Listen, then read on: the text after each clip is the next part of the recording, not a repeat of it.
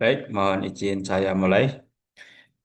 Bismillahirrahmanirrahim. Assalamualaikum warahmatullahi wabarakatuh. Waalaikumsalam warahmatullahi wabarakatuh. Alhamdulillah, ala kulli hal, wassalatu wassalam ala Rasulillah Muhammad sallallahu alaihi wasallam. Jazakumullah khairan kasiran bihudurikum fi hadal majlis. Awalan haya naftatih hadal fasal bi qiraati basmalah. Bismillahirrahmanirrahim. Terima kasih untuk kehadirannya. Ya, mohon maaf ada perubahan permintaan ya untuk via Zoom, jadi malah bisa lebih asik. Oke, mengenai tugas, lagi ya after Isa, nggih, mungkin nanti saya cek atau koreksi. Intinya membuat satu pertanyaan ya. Ya, biasanya tugas itu menjawab. Ini malah membuat pertanyaan. Ya, sebuah pertanyaan yang mendalam ya, yang eh, bisa jadi perenungan eh, kita masing-masing. Dan kenapa bentuknya pertanyaan? Ya, agar kita belajar berfilosofi. Ya. Belajar filsafat itu dimulai dari bertanya. Ya. Dimulai dari mengkritisi terkait misalnya ya jual beli dalam Islam di era modern yang tentu semakin dinamis ya, semakin kompleks dengan berbagai metode cara ya itu perlu jadi bahan renungan pertanyaan bagi kita. Ya jangan lupa untuk presensi. Semoga semua sudah bisa diakses, nggih, baik D3 maupun S1 kebidanan. Untuk tugas yang sudah ya nanti saya cek. Ya. Intinya pertanyaannya jangan sama. Kan bisa terlihat, nggih, siapa yang lebih dulu apa menginput di Edu ya, yang selanjutnya jangan sama dengan di atas. Ya mudah-mudahan nanti malam juga ada waktu saya untuk merespon pertanyaan-pertanyaan tersebut. Ya, mungkin nggak semua ya karena banyak ini. Ya mudah-mudahan bisa semua. Oke, kita lebih ke dialogis, nggih. Nanti kalau ada yang disampaikan, silakan langsung ya. Tidak perlu menunggu penyampaian materi selesai. Dan kita sampai jam 9 saja, nggih. Katanya dia mau praktikum. Oke. Oke, jual beli dalam Islam. Ya. Dalam bahasa Arab dikenal dengan sebutan al-bai, ya, jual beli. Yang paling populer ya tentu murabahah ya, jual beli uang dengan barang. Baik dilakukan secara online maupun dilakukan secara offline. Eh, Istilah murabahah ini lebih banyak di lembaga keuangan syariah ya. Di apa misalnya di Bank Syariah atau BPRS Syariah atau KSPPS ya, Koperasi Simpan Pinjam dan Pembiayaan Syariah. Yang ini menjadi pembeda ya. Mungkin di masyarakat masih banyak pertanyaan ya. Sama-sama ada selisih kok ya. Kalau pinjam di bank syariah dengan konvensional. Ya. Yang berbeda adalah akadnya ya. Ya, misalnya tadi akad murabahah ya. Kita jual beli eh, dengan melalui lembaga keuangan syariah, baik bank maupun koperasi syariah. Ya, kita beli motor, di sana kemudian menentukan harga motor sekian, kami ingin ambil keuntungan sekian. Ya, itu kan jual beli ya. Nggak mungkin dong jual beli nggak ngambil untung ya. Ya itu yang membedakan akadnya, merubahannya. Ya walaupun secara nyata ya menjadi tidak ada tidak ada bedanya. Ya pembelian dengan cash ya. eh, dibanding dengan pembelian dengan kredit, ya apa ya, rasionalnya ya beda ya. Kalau dengan harga yang sama atau nominal yang sama, maka di situ ada inflasi, ya, yang akan dirugikan maka pihak penjual ya. Ya, karena itu memang harus dicari terus titik temu yang paling adil. Bahwa kita mengakui ada inflasi, ada apa penurunan nilai mata uang. Kalau kita pinjam orang, orang saja misalnya, enggak lembaga keuangan. 10 tahun yang lalu kita pinjam 1 juta. Kalau kita kembalikan sekarang, setelah 10 tahun, kalau kita kembalikannya 1 juta, itu fair atau tidak? Itu adil atau tidak? Nilainya sama, sama-sama 1 juta. Tapi 1 juta sekarang dengan 1 juta 10 tahun yang lalu tentu berbeda. Ya. Ya, bisa dilihat dari misalnya patokan harga emas ya. Emas 10 tahun yang lalu dengan emas sekarang berbeda ya. Sebenarnya substansinya adalah nilai keadilan ya antara penjual dan pembeli. Tidak apa tidak sampai dirugikan. Kalau ada ayat kemudian apa riba yang nggak boleh itu yang afan mudo afan ya. Yang apa? Yang berlipat ganda ya. Tapi kita di sini bahas tentang jual beli ya, bukan simpan pinjam ya. Kalau riba itu adanya di simpan pinjam, bukan di jual beli. Oke, ya ini ada 6 poin ya. Bagaimana pengertian dan dasar hukum jual beli, ya. Pengertian jual beli sekarang dengan eh, zaman Nabi ya tentu mengalami penyesuaian ya. Kemudian rukun dan syarat sah jual beli ya, ya akan terus berkembang ya. Itu artinya fikih ya. Fikihnya akan terus berkembang. Kalau syariatnya sama, tidak akan berubah kalau syariat. Syariat itu ya Al-Quran ya. Al-Qurannya tidak akan berubah. Turunannya fatwa fikih ya pasti akan berubah sesuai dengan konteks zaman. Karena yang dituju itu makosid syariahnya ya, tujuan syariahnya. Kalau jalannya boleh kita berubah ya, boleh kita berganti dengan cara yang lain. Tapi tujuannya sama, makosid syariah. Seperti hifdzul mal, menjaga harta, hifdzul nafs, menjaga jiwa, hifdzul din, menjaga agama, ya, hifdzul nasl, ya, menjaga keturunan. Itu ada 5.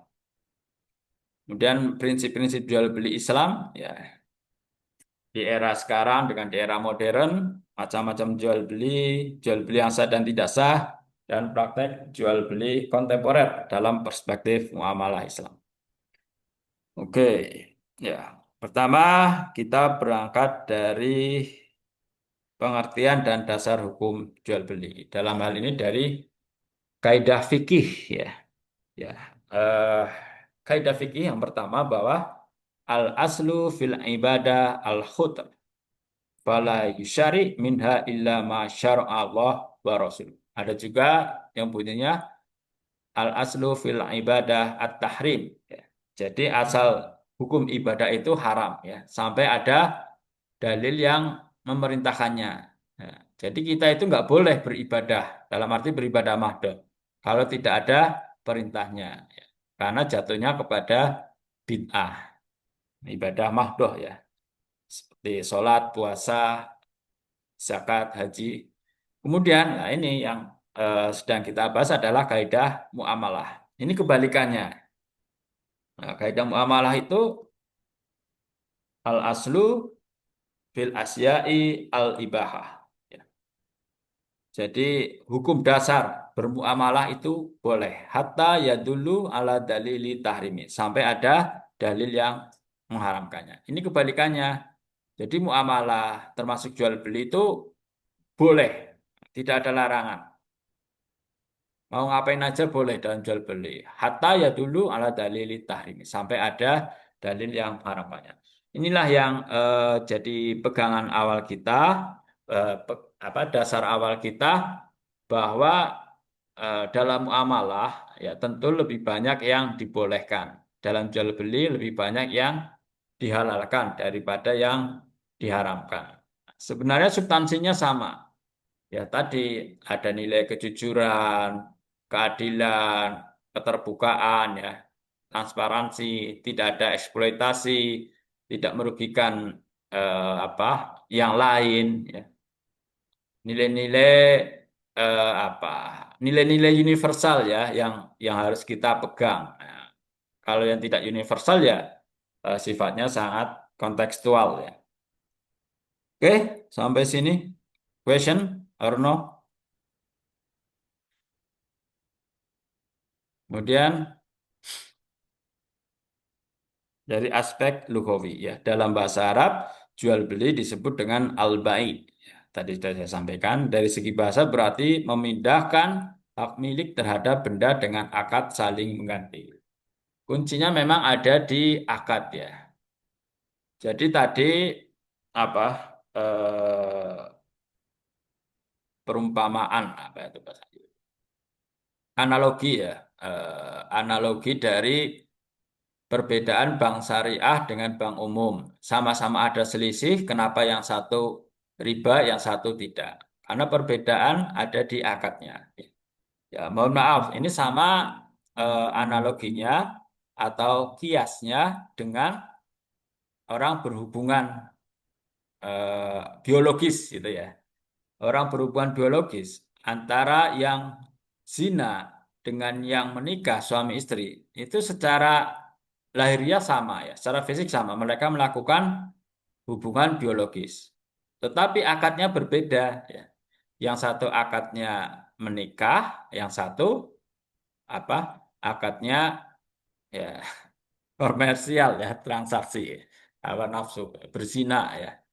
Di situ perbuatannya sama ya, berhubungan biologis laki-laki dan perempuan. Tapi karena akadnya beda, yang satu menjadi halal karena melalui nikah, yang kedua eh, tidak melalui nikah maka menjadi haram. Itu yang dijadikan analogi oleh beberapa ulama, walaupun sama-sama ada selisih, ya melakukan pembiayaan di apa di bank syariah dengan bank konvensional yang satu menjadi haram, yang satu menjadi halal.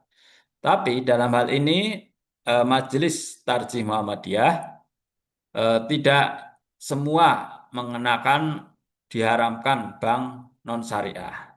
Muhammadiyah lebih moderat ya bahwa boleh kita menggunakan bank konvensional ya, bank non syariah jika bank itu milik pemerintah. Ya. Ini menarik loh. Kenapa yang milik pemerintah dibolehkan, yang milik bank swasta yang non syariah tidak dibolehkan? Karena ada unsur kemaslahatan yang lebih luas. Ya. Jadi agama di situ. Ujung-ujungnya tetap ya untuk kemaslahatan umat. Ya itu kan makosidnya di situ. Tujuannya tetap tidak akan berubah. Yang berubah ya hanya apa teknisnya ya caranya. Kemudian ada secara istilahi, ini pertama dari Imam Hanafi ya, atau mazhab Hanafi.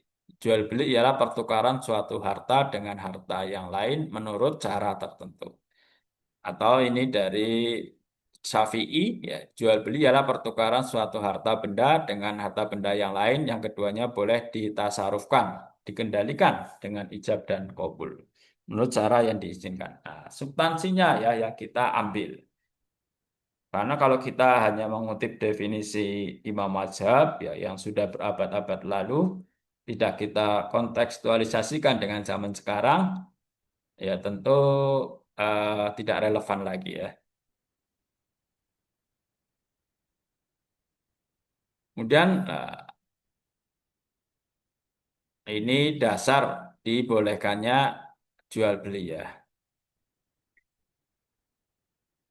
Innamal bai' mislur riba. Sungguhnya jual beli itu seperti riba. Wa halallahul bai'a wa harrama riba. Dan Allah menghalalkan jual beli dan mengharamkan riba. Ya, ya sebenarnya riba hanya di pembiayaan ya. Ayat ini sebenarnya mengingatkan kita bahwa dalam jual beli itu bisa dikatakan jatuh ke riba ketika kita mengambil keuntungan yang eksploitatif ya. Misalnya eh, seorang pedagang dengan sengaja menimbun suatu barang sehingga menjadi langka. Menjadi langka harganya menjadi mahal. Nah, ini perbuatan yang tidak diperbolehkan dalam Islam ya. Karena ujungnya eh, orang yang membeli pasti dalam keadaan terpaksa, apalagi kalau terkait kebutuhan pokok. Tapi ini ada yang menarik ya. Di beberapa waktu yang lalu di kelas keperawatan saya sampaikan ya, bagaimana dengan case seperti ini? Ya, coba kalian berpendapat. Misalnya ya, eh, beberapa tahun yang lalu itu Khairul Tanjung ya, pemilik CT Corporation, ya, Trans TV dan sebagainya itu termasuk Transmart itu berani membeli Detikcom dengan harga 10 kali lipat. Eh, Itu kan keuntungan yang berlipat ganda bagi penjual. Tapi penjualnya juga setuju. Tapi Khairul Tanjung kenapa berani membeli harga dengan 10 kali lipat lebih? Karena melihat potensi bisnisnya yang jauh melampaui. Dan sudah terbukti sekarang asetnya jauh melampaui dari 10 kali lipat. Atau sama ya, Mark Zuckerberg itu ya, pemilik Facebook. Dia mengakuisisi Instagram, mengakuisisi WhatsApp dengan nilai yang berkali lipat dari nilai real pasar saat itu. Ya, artinya terjadi kesepakatan, terjadi akad, dan tidak ada yang terpaksa. Ya, itu kuncinya, tidak ada yang dirugikan. Berbeda tadi dengan seorang pedagang yang menimbun agar harganya naik, dijual mahal, tapi kan pembelinya terpaksa, ya, tidak rela kedua belah pihak. Jadi akadnya harus ada antara timingkum, ya, harus ada saling ridho di antara keduanya, baik pihak penjual maupun pihak pembeli. Oke, sampai sini ya. Kalau ada yang disampaikan, silakan raise hand ya, atau boleh nulis di kolom chat ya. Biar dapat nilai ya, yang aktif diskusi. Oke, tidak harus menunggu eh, pemaparan slide-nya selesai. Sampai sini, oke. Kalau tidak ada, lanjut. Rukun dan syarat sah jual beli ya. Ada al-aqidain tadi ya, dua orang yang berakad secara saling ridho, ikhlas, tidak ada yang terpaksa. Ya, al-maqbudailah akadnya dan ada ijab wa qabul ya. Ada ya saling menerima dan ini kemudian prinsip-prinsip jual beli. Ini sudah ya, banyak singkat ya. Intinya ada tiga ya. Ada yang berakad, ada barang yang diakadkan, dan ada ijab kabul. Setelah terima. Kemudian prinsip-prinsip jual beli dalam Islam. Yang pertama adalah prinsip halalan wa thayyiban. Ya. Jadi dalam Islam tidak cukup hanya halal, tapi juga harus thayyib. Ada nggak yang halal tapi tidak thayyib? Apa misalnya ya? Ya sesuatu yang hukum dasarnya halal, tapi misalnya nggak baik untuk kesehatan, ya kebanyakan gula atau apalah ya, itu menjadi tidak thayyib. Dalam Islam ya harus halal dan thayyib sebagai sebuah apa kesempurnaan. Ya. Kemudian antaro minkum ini ya ada kerelaan. Ya. Tadi kasus pedagang penimbun ya dengan kasusnya Harul Tanjung dan Mark Zuckerberg beda ya. Kalau Harul Tanjung dan Mark Zuckerberg saling ridho antara penjual dan pembeli. Kalau penimbun itu lebih kepada terpaksa ya, daripada nggak makan misalnya. Kemudian prinsip kejujuran dan transparansi. Ya ini nilai-nilai universal ya yang yang tidak akan lekang oleh zaman. Nilai ini tidak akan lekang. Ini adalah syariat, ya, tidak bisa dirubah.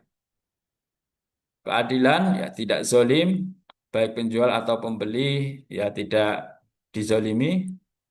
Makanya ketika kita eh, apa bertransaksi itu ya dengan pedagang kaki lima ya, ya kalau harganya sudah wajar, ini jadi tawar, kasihan itu ya. Kita ke Alfamart aja, Indomaret nggak pernah nawar ya. Giliran ke pedagang kaki lima yang itu ya untuk sekedar menyambung hidup ya, yang harganya ya sudah relatif murah masih ditawar. Artinya apa? Ya kita jangan juga sampai berbuat zolim kepada penjual. Ya bisa jadi kita berbuat zalim ke penjual dengan tidak kita ketahui. Misalnya, ya dia terpaksa menjual dengan harga sangat murah karena sudah nggak punya uang untuk dapurnya bisa ngebul ya, untuk makan saja nggak. Sehingga harus eh, ketika ditawar merelakan. Ya di sini kita harus pandai-pandai ya, jangan menzolimi penjual, juga jangan menzolimi pembeli. Ya, karena ada ada suatu hadis ya yang saya sampai sekarang belum paham itu benar-benar sahih atau enggak hadisnya ya. Ya, tempat yang paling dibenci oleh Rasul adalah pasar. Ya, artinya bukan pasar fisiknya, tetapi di sana ya banyak terjadi kezaliman ya, baik yang dilakukan pembeli maupun yang dilakukan penjual. Potensinya tinggi. Kemudian tidak mengandung riba. Ya, dalam hal ini sebenarnya tidak melakukan eksploitasi harga. Memberikan harga ya yang wajar ya. Tidak kemudian mentang-mentang apa mumpung aji mumpung harganya sangat mahal. Kemudian jelas akadnya jelas dan objeknya. Ya ini yang sering muncul ya di transaksi online ini tentang objek ya, akad yang kadang tidak jelas ya, objeknya juga tidak jelas ya. Mungkin yang sering apa belanja online ya ketika melihat gambar objeknya itu menarik ya. Wah, apa tas atau apalah ya, dompet atau apa. Ketika tiba ternyata berbeda. Saya juga pernah mengalami ya, pernah membeli tempat apa akuarium kura-kura itu ya. Di gambarnya itu tempat dan tutupnya harga sekian. Wah, menarik ini. Dibeli yang sampai cuma tempatnya, tutupnya nggak ada. Kemudian ketika di follow up ya tanya ulang kenapa? Itu ya memang cuman tempatnya, tutupnya nggak. Nah, kalau tutupnya nggak, kenapa tutupnya juga ditampilkan? Ya, ini kan objeknya nggak jelas ya. Eh, Nah itu menurut teman-teman boleh nggak jual beli seperti itu? Kita memasang gambar akuarium dengan tutupnya, tapi ketika ada ya, orang yang beli yang dikirim cuman tempatnya, tutupnya enggak. Ya kalau emang yang dijual apa tempatnya, ya tutupnya nggak usah ditampilkan. Kalau sama tutupnya ya bisa ditampilkan misalnya harga tempatnya sekian ya, harga tutupnya sekian, jadi total sekian. Itu jadi jelas ya. Jadi banyak juga ya di apa toko online itu ya eh, tidak jelas ya akadnya maupun objeknya atau gambarnya. Kalau COD kemudian nggak kita bayar gimana kan? Kemudian yang ketujuh, tidak bertentangan dengan syariat.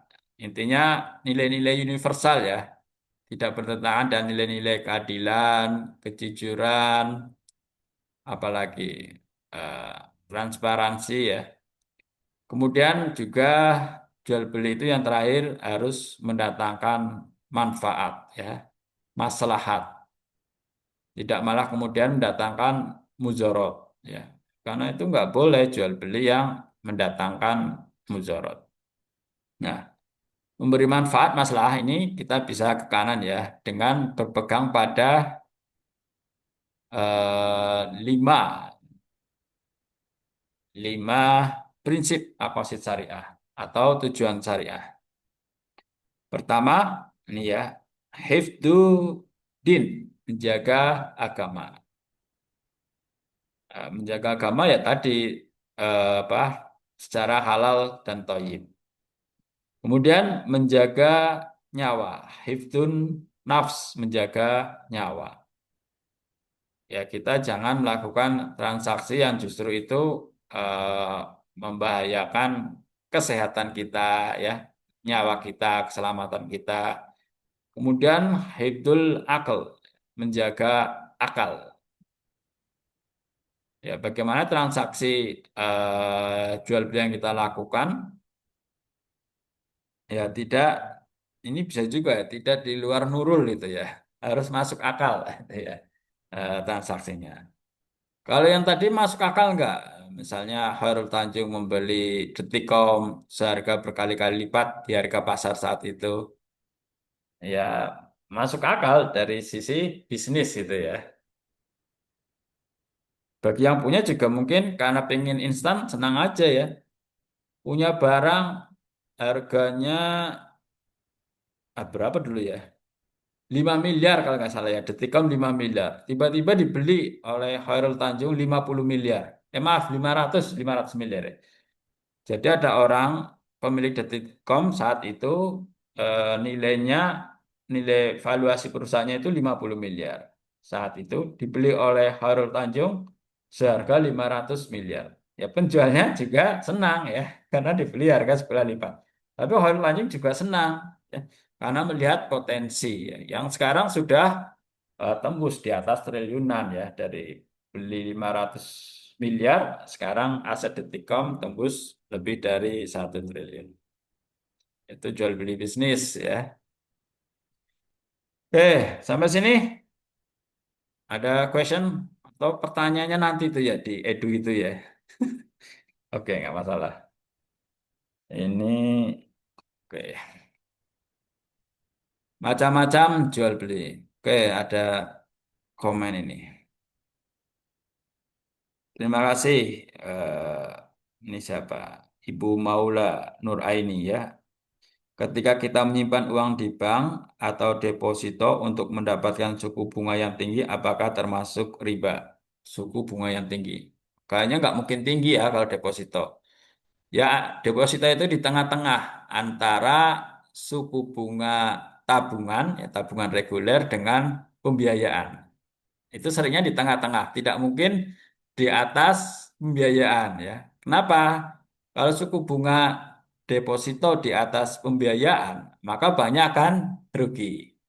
Kalau suku bunga deposito di bawah tabungan, maka nggak akan ada yang mau deposito. Itu pasti di tengah-tengah. Hukumnya bagaimana? Ya, tadi kalau menurut Tarjih Muhammadiyah, boleh jika di pertama perbankan syariah, baik pemerintah maupun swasta. Atau yang kedua, boleh tidak di bank syariah, tapi bank harus milik pemerintah. Ya, karena kemaslahatannya untuk warga masyarakat yang lebih luas. Jadi itu ya, Ibu Maula Nur Aini, thank you, good question. Kemudian ini nanti ada yang mencatat ya, kan harus diinput di link apa di link penilaian ya, keaktifan diskusi dari Ibu Lili Auliani Hakim. Bagaimana hukum menggunakan influencer atau afiliator dalam mempromosikan produk menurut Islam? Secara prinsip boleh ya, halal. Tentu dengan ketentuan apa yang dia promosikan ya harus dengan nilai-nilai kejujuran, transparan ya. Tidak apa menjual barang-barang yang tadi ya tidak halal wa thayyib, akadnya jelas. Prinsipnya boleh ya, karena itu media marketing. Kemudian dari Ibu Adisti Diva for Tanita. Jika ada anak yang menjual tanah milik orang tuanya tapi tapi tidak izin, padahal sebentar. Jika ada anak yang menjual tanah milik orang tuanya tapi tidak izin, padahal ijab kabul sudah berlangsung sempurna. Apakah akad jual beli ini tetap sah atau tidak sah dari rukun syarat? Tanah milik orang tua berarti sertifikat masih atas nama orang tua. Ya tentu tidak sah ya karena objeknya tidak jelas. Karena selain akad, objeknya juga harus jelas, juga ada ijab kabul seperti itu ya. Jadi sami-sami. Kemudian dari Bu Salsabila ya. Bagaimana dengan akad toko yang menolak pengembalian barang, padahal terkadang pembeli tidak teliti adanya kerusakan barang dan ingin menukarnya. Nah, ini dilihat dari apa ya akad. Nah, ini berarti kan akad dari awal tidak jelas ya. Ya seperti bank misalnya itu kan jelas. Ketika kita di teller, kita harus menghitung uangnya. Kalau sudah meninggalkan, kita tidak boleh menukar. Jadi memang harus modern seperti itu ya. Begitu juga ketika kita membeli barang di suatu toko. Ya, ketika kita sudah keluar dari toko, sebenarnya ya kita sudah menyetujui barang tersebut. Ya, itu perlu kita berhati-hati ya. Karena kalau sudah keluar dari toko, siapa yang rusak kan kita tidak tahu pasti. Idealnya memang harus jelas dari awal. Tapi kalau kemudian sudah keluar dari toko, dia tidak mengganti ya tidak sepenuhnya bisa disalahkan ya, karena itu kelalaian si pembeli ya.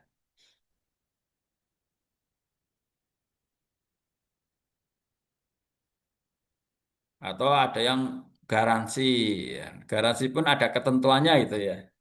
Seperti handphone ada garansi berapa tahun. Kan bisa terlihat sebenarnya ini kerusakan dari pabrik atau kerusakan karena kita yang menggunakannya atau membawanya. Oke, thank you for your question. Dari Ibu Ika dan Bella. Untuk prinsip jual beli sendiri kan harus jelas akad dan objeknya. Kalau untuk kripto sendiri apakah diperbolehkan? Sedangkan zaman sekarang banyak menggunakan kripto untuk mencari keuntungan.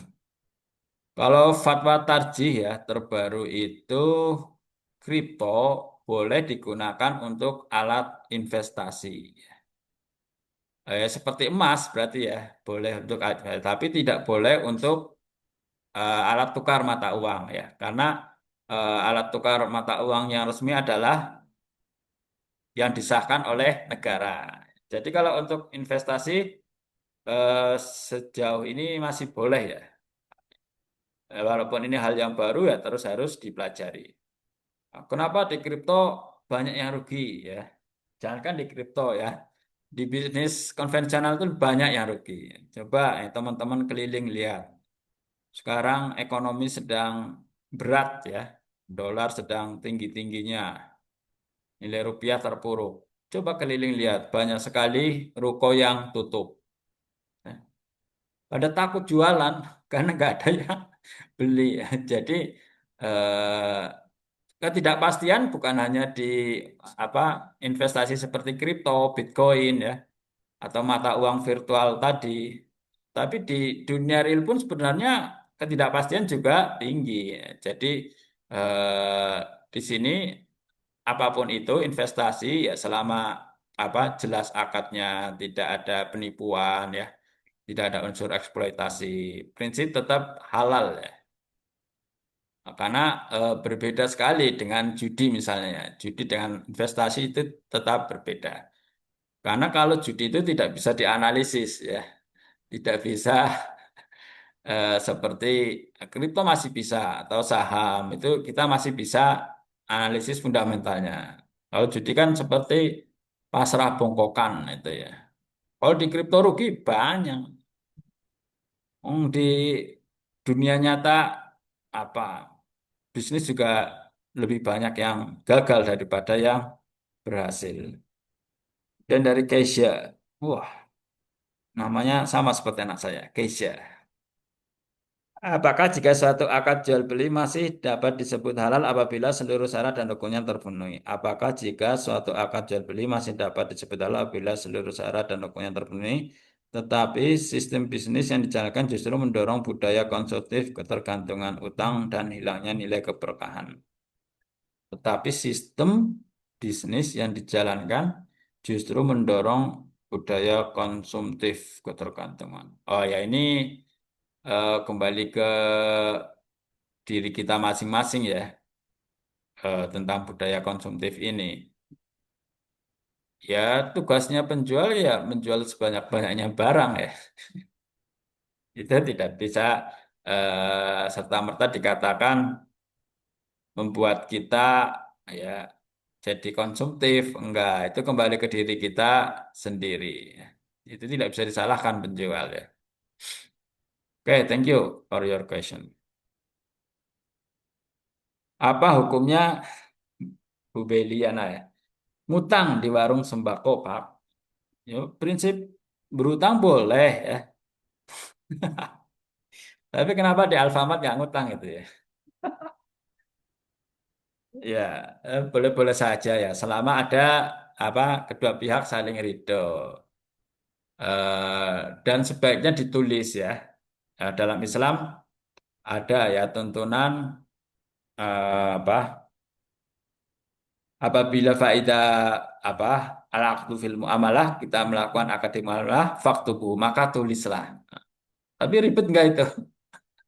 Ya biasanya eh, cara lain diberi nota itu ya. Kan nota ada biasanya ada tiga warna itu ya, putih, merah, hijau ya. Yang putih itu biasanya kalau sudah lunas. Yang merah kalau belum lunas. Bisa juga seperti itu. Tapi harus tertulis ya. Prinsipnya boleh, tapi Islam menganjurkan harus tertulis ya walaupun ada di sembako, warung sembako. Nah, walaupun ya hanya ngutang beras kilo itu ya. Tapi harus dengan akad tertulis. Ya, dalam bentuk nota ya, yang paling sederhana tadi. Bagaimana Islam mengatur peran saksi dan pencatatan dalam jual beli kredit? Mengatur para saksi. Sebenarnya di era modern ini ya tidak tidak sesaklek ini ya, tidak sesaklek dulu ya, karena tentu sistem hukum kalau kita mengatur sistem hukum formal negara ya terus mengalami inovasi ya, perubahan. Yang penting tadi ya, apa nilai-nilai universal, prinsip-prinsip universal itu dijalankan. Teknis saksinya berapa, eh, apa, bagaimana pencatatannya ya apa, dengan notaris atau dengan apa ya. Dengan notaris itu ya sudah sangat Islami ya menurut saya, karena punya kekuatan hukum ya. Oke, thank you. Kemudian Laura Nabila, bagaimana hukum menggunakan metode pay letter untuk memenuhi gaya hidup, memenuhi gaya hidup dan tren menurut agama Islam? Nah, ini pay letter, ini apa? Kalau tadi saya kembalikan ke Majelis Tarjih, nggih, fatwa Majelis Tarjih. Kalau swasta tapi bukan syariah itu tidak diperbolehkan ya. Tapi kalau pay letter ini milik pemerintah, walaupun bukan syariah itu diperbolehkan. Ya. Ya, walaupun opini ulama Muhammadiyah juga beragam ya. Eh, Bagi mereka ada yang mengatakan yang nggak boleh itu yang riba adafan mudoafan, yang eksploitatif itu ya. Pay letter tapi kemudian suku bunganya sangat tinggi, eksploitatif itu nggak boleh. Tapi kalau masih rasional ya, dilakukan secara sukarela, yaitu boleh ya. Jadi tadi yang kita pegang apa prinsip-prinsip universalnya. Wah, ini menarik ya diskusinya ya. Semakin canggih. Thank you for your question. Dari siapa? Miss Agnia Zairani. Prinsip halal dan thayyib tidak hanya berlaku pada barang yang dijual, tapi juga pada cara mendapatkannya dan proses produksinya. Bagaimana pendapat Bapak terhadap produk makanan yang bahan bakunya halal, namun dalam proses produksinya merusak lingkungan? Apakah produk tersebut masih dikategorikan thayyib menurut prinsip Islam?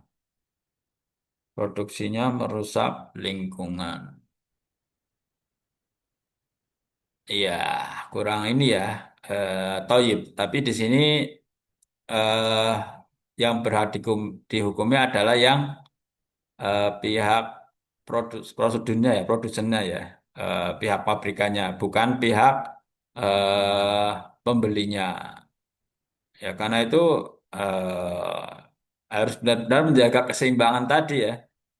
Ya mungkin seperti peristiwa kemarin ya, bencana longsor ya, karena ada apa pengundulan hutan untuk kemudian ditanami sawit.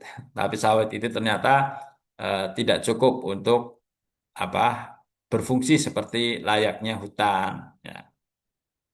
Dengan dalih ada kemanfaatan, ya, untungnya besar, ya, untungnya besar tapi merusak alam. Ya. Ya tentu ya, yang paling ideal ya tentu halal wa thayyib ya, tidak merusak lingkungan. Tapi bagaimana jika hal itu tidak bisa dihindari ya paling tidak ditekan ya atau dia membuat sebuah program ya yang eh, bisa meminimalisir kerusakan lingkungan tadi ya. Eh, Sebenarnya banyak ya banyak cara cara ya untuk menjaga keseimbangan tadi. Oke, saya kira bagus itu your question. Kemudian dari Adila Afamin, apa yang membedakan bank pemerintah dengan bank syariah? Mengapa bank syariah lebih baik dari bank pemerintah dan apa alasannya? Oh, enggak juga ya. eh yang membedakan bank pemerintah dengan bank syariah. Nah, tadi sudah saya sampaikan ya, eh, bank pemerintah baik konvensional maupun syariah. Pemerintah kan punya bank konvensional seperti BNI, BRI, Mandiri. Tapi pemerintah juga punya bank syariah seperti BSI. Di dalam kacamata Tarjih Muhammadiyah boleh ya, kalau itu bank pemerintah, baik konvensional maupun syariah. Mengapa lebih baik ya? Tidak semuanya. Bahkan sesungguhnya saat ini bank nasional yang terbaik BCA ya, tapi itu milik swasta. Bank bank syariah tidak selalu ya, tidak selalu lebih baik dari bank pemerintah. Apalagi proses lembaga keuangan syariah ini ya belum mencapai pada apa tujuan yang diharapkan.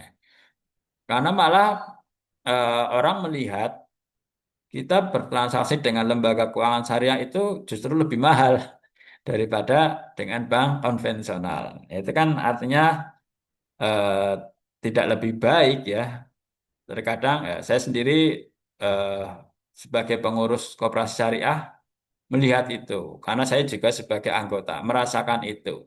Saya mau bisnis ya, melakukan pembiayaan di bank konvensional lebih murah daripada di bank syariah. Ya, ya karena keberpihakan saya saja, ya nggak apa-apa lah, lebih mahal tapi di bank syariah.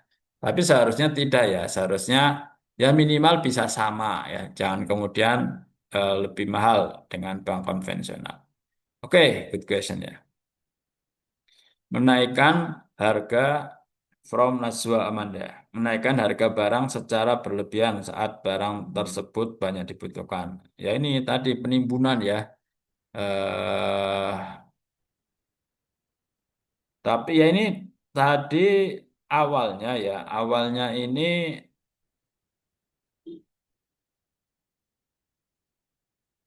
karena dia menimbun ya, ada niat seperti itu atau tidak, atau karena memang benar-benar barangnya tidak ada. Ya idealnya memang tidak perlu ya, tidak perlu dinaikkan ketika harga produksinya juga sama. Ya tadi ya kembali ke saling ridho ya, tidak ada yang terpaksa di dalamnya.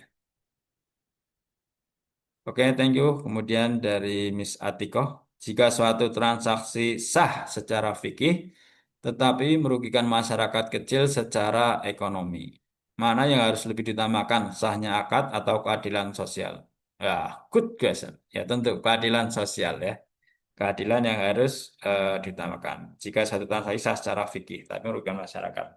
Ya, ya. Karena keadilan ini makosid syariahnya ya, tujuan dia diadakannya syariah. Akad tidak ya. Oke, next, Miss Asti, bagaimana Islam memandang dominasi marketplace besar yang berpotensi mematikan pedagang kecil meskipun transaksi yang terjadi di dalamnya secara akad tanpa sah. Ya ini tidak bisa disalahkan begitu saja ya, karena ini memang ranah muamalah. Ya mereka kuat secara ekonomi. Tapi sekarang kemarin saya lihat postingan sedang mulai marak ya meninggalkan marketplace para pedagang.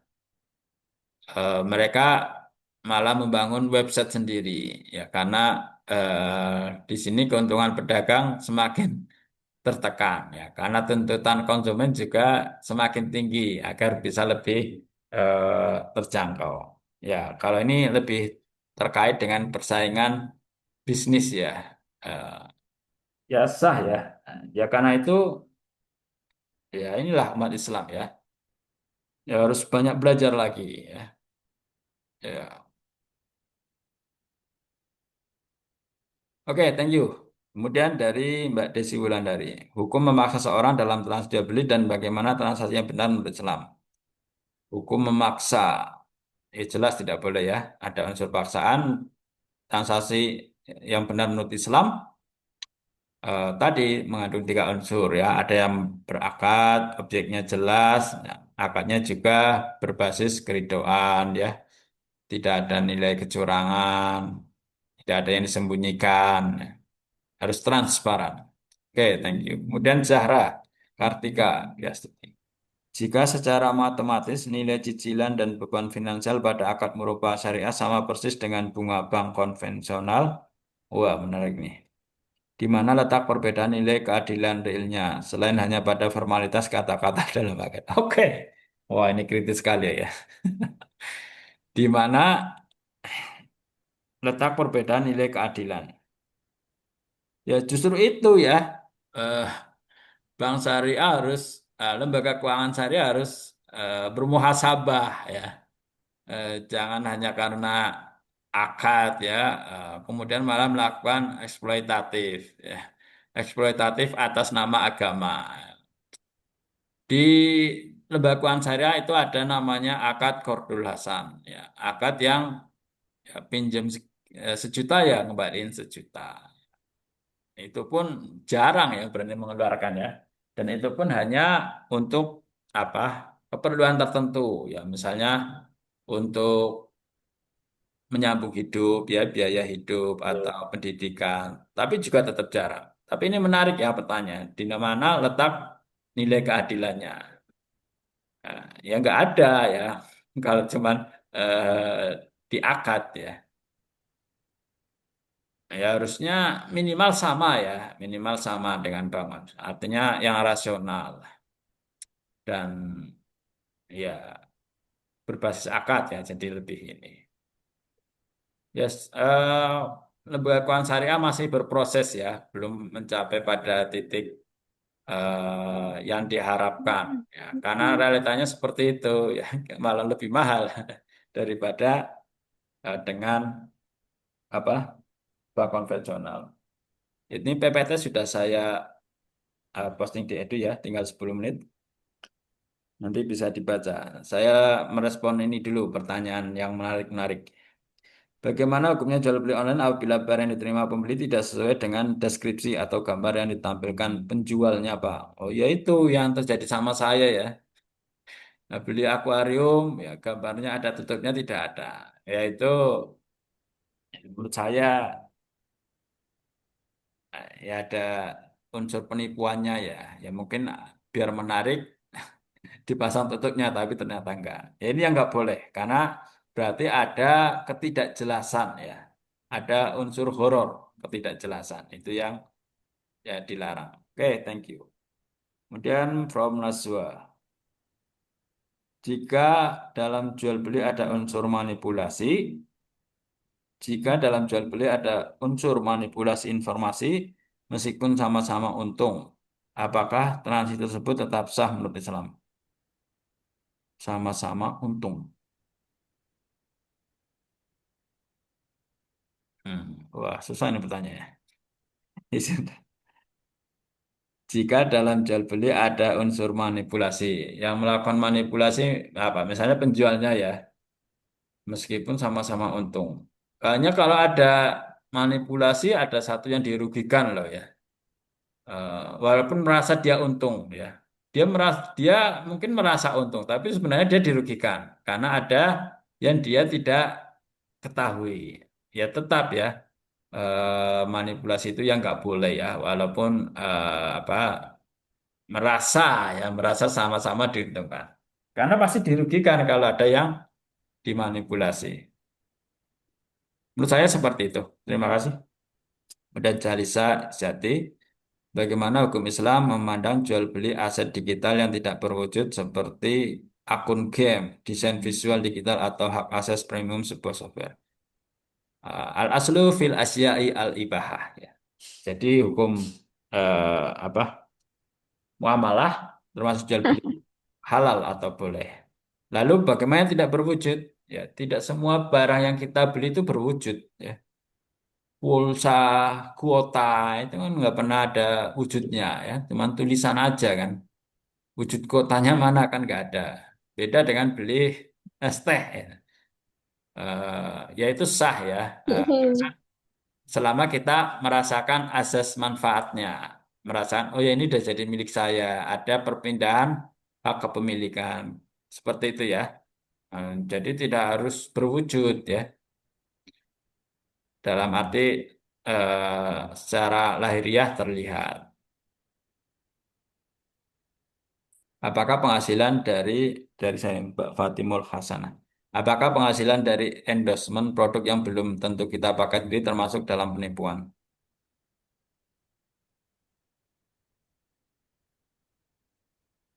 Menurut saya tidak ya. Ya dia menyampaikan sebuah produk eh, yang memang bukan pilihannya dia ya boleh-boleh saja ya. Penipuan itu kan ketika apa yang disampaikan tidak sesuai dengan apa yang kita terima itu loh. Eh, oh mungkin dia ini ya apa saat mengendorse itu misalnya parfum dia memakai parfum ya, tapi sehari-hari tidak, ya itu lain hal ya. Saya kira itu lain hal. Kecuali dia mengatakan dalam endorse tadi bahwa setiap hari saya pakai ini, padahal tidak, itu menjadi lain, itu tidak boleh. Itu ada penipuan. Kalau dia tidak mengatakan saya pakai ini setiap hari ya nggak apa-apa, tapi dia cuma menyemprotkan, oh wangi bagus.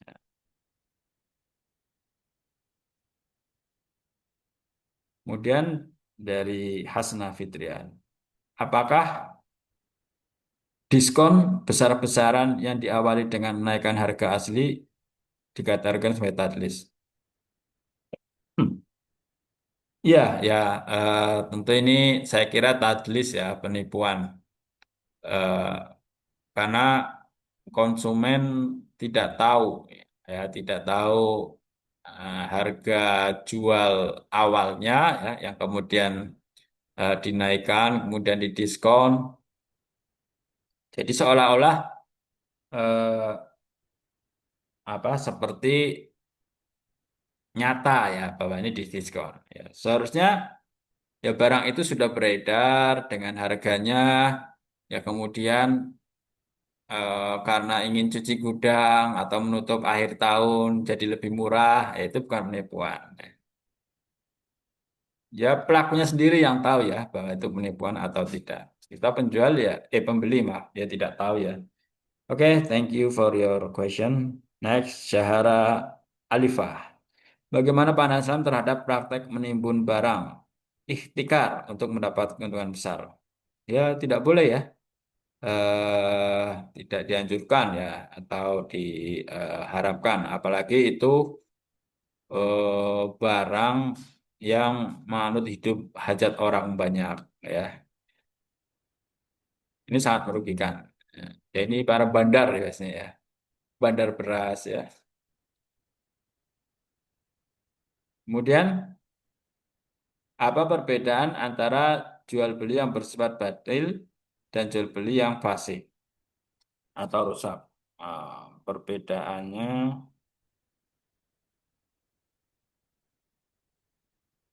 ya tadi tidak terpenuhinya rukun ya, rukun syarat jual beli. Saya kira itu. Kemudian dari Siva Handayani, bagaimana solusi atau cara memperbaiki, mana ya? 4 menit lagi ya. Bagaimana solusi atau cara memperbaiki transaksi yang termasuk jual beli fasid agar menjadi sah? Bagaimana solusi cara memperbaiki transaksi yang termasuk jual beli rusak agar menjadi sah? Ya, dipenuhi tadi ya. Syarat rukunnya dipenuhi, maka akan menjadi sah kembali.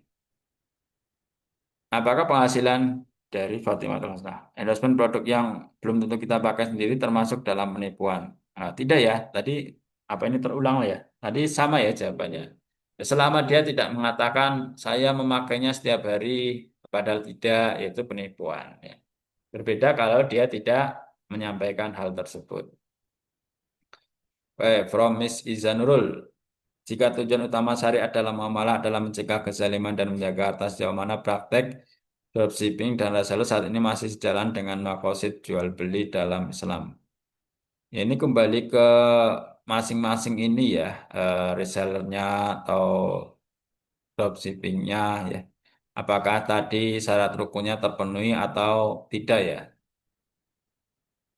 Karena kalau keluar dari itu ya berarti tidak terpenuhi. Saya kira itu ya. Ini jangan-jangan pertanyaannya sama dengan yang di Edu ya? Oke, nggak masalah. Macam-macam jual beli ya ini nanti bisa dibaca ya. Dari jual beli yang sah sampai jual beli online yang kontemporer. Ikhtikar penimbunan. Najasi rekayasa harga. Oh tadi ya rekayasa harga yang menaikkan dulu kemudian diskon. Horor, samar. Tidak jelas ya. Pasti rusak. Ada 10 macam-macam jual beli. Ini versi saya ya, versi yang mudah-mudah. Oke. Jual beli sah dan tidak sah. Sudah ya tadi. E-commerce, cashless, digital payment. Cashless kan juga tidak nampak ya, sama aja. Tidak nampak secara fisik ya. Opsi kredit, trading ya. Oke, saya kira itu ya. Terima kasih untuk kehadirannya, ya, juga partisipasinya. Wah, ini menunjukkan kelas ini berisi orang-orang yang smart ya, para filsuf ya, karena bisa bertanya dengan mendalam. Oke, haya nahtatim hadal majelis bikiroati hamdalah alhamdulillahirabbil alamin. Alhamdulillahirobbilalamin. Alhamdulillahirrahmanirrahim. Jazakumullah khairan kasiron. Wassalamualaikum warahmatullahi wabarakatuh. Waalaikumsalam warahmatullahi Waalaikumsalam wabarakatuh. warahmatullahi Terima kasih, wabarakatuh. Bapak. Terima kasih, Bapak. Ya, sama-sama. Bapak. See you next.